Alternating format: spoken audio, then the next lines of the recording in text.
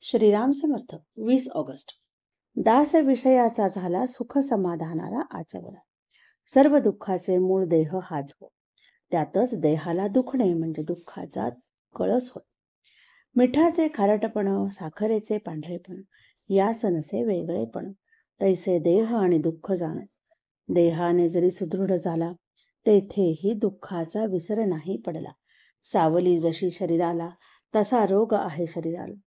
रामकृष्ण अधिक अवतार झाले, परी देहाने नाही उरले. स्वतःचा नाही भरवसा, हे अनुभवास येई. परी वियोगाचे दुःख अनिवार्य होई. देह दुःख फार अनिवार्य, चित्त होई नित्य अस्थिर.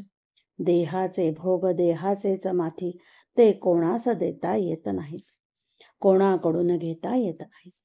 आजवर जे जे काही आपण केले ते प्रपंचाला अर्पण केले. स्वार्थाला सोडून नाही राहिले. अधिकार, संतती, संपत्ती, लौकिक व्यवहार, जनप्रीती, या सर्वांचे मूळ नाही स्वार्थापुरते, अखेर दुःखालाच कारण होते. जो जो प्रयत्न केला आपण, तेच सुखाचे निधान समजून. कल्पनेने सुख मानले, हाती आले असे नाही झाले. ज्याचे करावे बहुत भारी, थोडे चुकता उलट गुरुगुरी.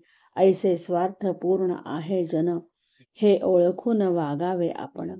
प्रपंचात आसक्ती ठेवणे म्हणजे जणू अग्नीला कवटाळणे. म्हणून आजवर खटाटोप बहुत केला, परी कामाला नाही आला.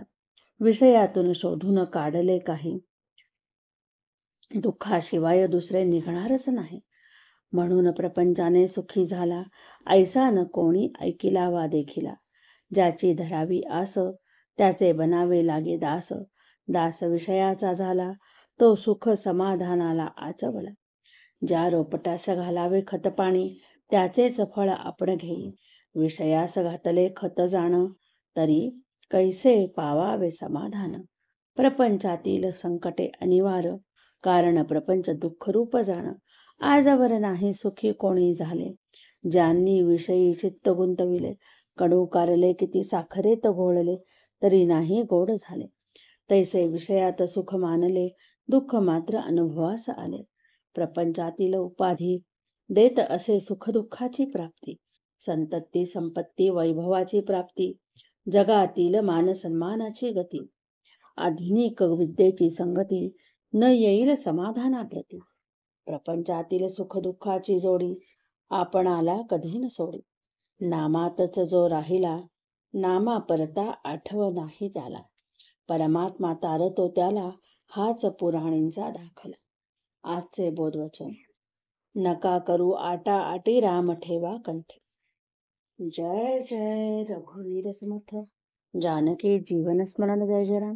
श्रीराम जय राम जय जय राम.